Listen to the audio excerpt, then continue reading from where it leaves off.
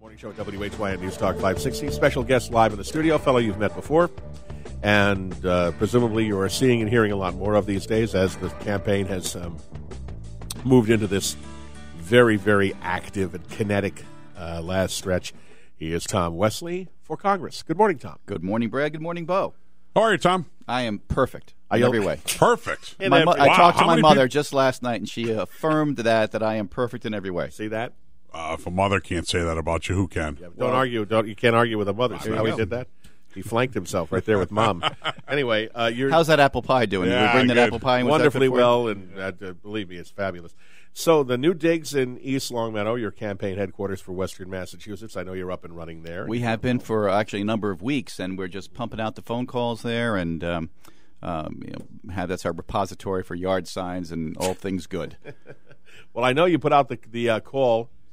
In fact, some time ago for the hope of some debates with, of course, Richie Neal. How's that gone? And what response have you had from? Well, I think if you're Richard Neal, it's going well. But if you're Tom Wesley, you'd like to get a little bit more action on the debates, and we haven't been successful in engaging Richard Neal in town hall style debates, which I think is the most important type.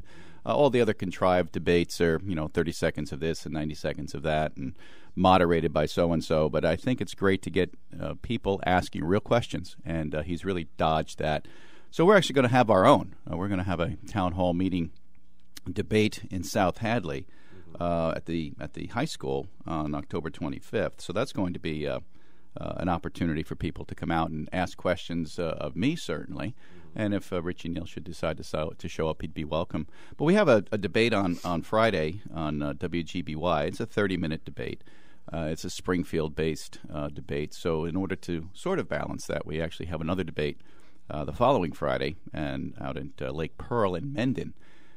Interestingly, though, it's a Milford Area Chamber of Commerce meeting, and if you're not a member, you have to pay $45 to get in. So it sounds like a typical Richard Neal fundraiser. I don't think he gets any money out of it, but it's not televised. It'll be covered by media, I'm sure, and that's it. These two debates are all we have. We offered up some time here. Where does that stand?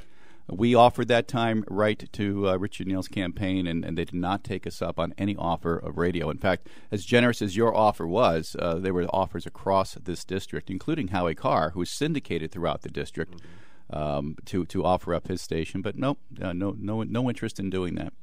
Well, when you say no interest, do you mean you haven't heard a response, or you've heard a response containing no interest?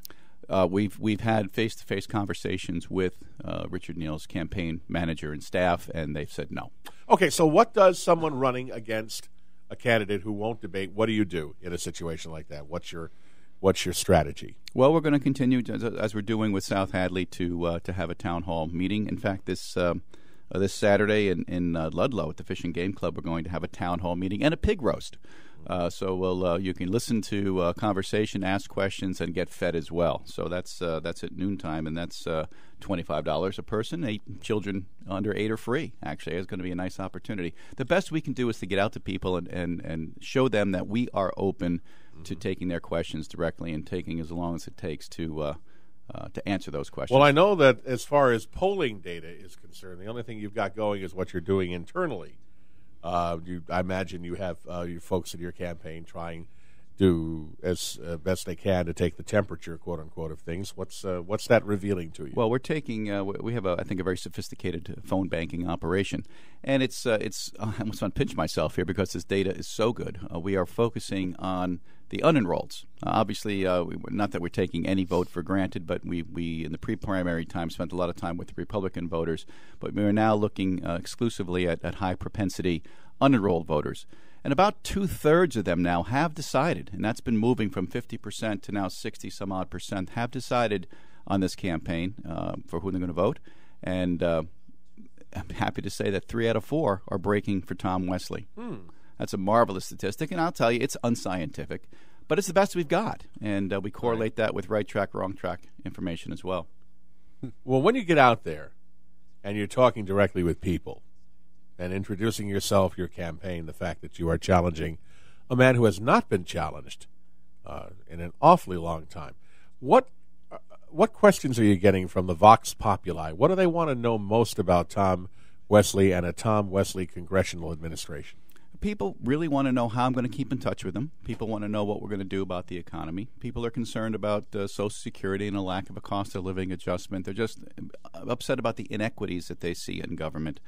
But mostly they say, who you running against? And I'll say, I'm running against Richard Neal. And they'll say, you've got my vote. So that's the piece that I use to correlate the soundness of the message. So we're not talking to any one particular subset of voters out there. It is a cross-sectional representation. Excellent. All right, Bo? Anything? What are the big things people are talking about, issue-wise? I mean, besides the incumbency of Congressman Neal, what do they want to know about you? Well, they want to know they're about very you. concerned about planning for the future. I understood what you try meant. that again. He's got you. He knows. He feels you, boy. That's well said, Bo. Yeah, thanks. I get paid to do that stuff. You've got a great Very career, smooth, I wanna a great say. career in radio ahead of you, I'm sure. I'm not sure where though.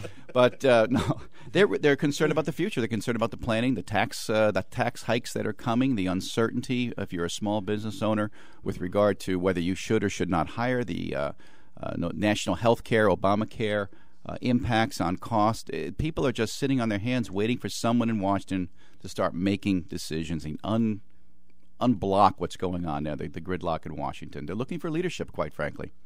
All righty. All right. So where are you going to be when folks can press the flesh next? Is it the pig roast or something else? Well, there's actually this afternoon. Okay. Right at Pazzo's restaurant. Thing. Yeah. There's a fundraiser and meet and greet. If you want to come to crash the party at Pazzo's, come on down. 5:00, right there by the Basketball Hall of Fame. As I said, the pig roast this Saturday at noon at the Ludlow Fish and Game will be at South Hadley High School on the 25th at 7:00. We'll just keep pumping these events out. We're trying to be as open and as accessible as possible. TomWesley.com is the website address. You can email me through there. You can call the headquarters offices through there. Come on down, help us out. All right. Hey, Tom, we're going to take a break, and thank you very much for being with us in person this morning.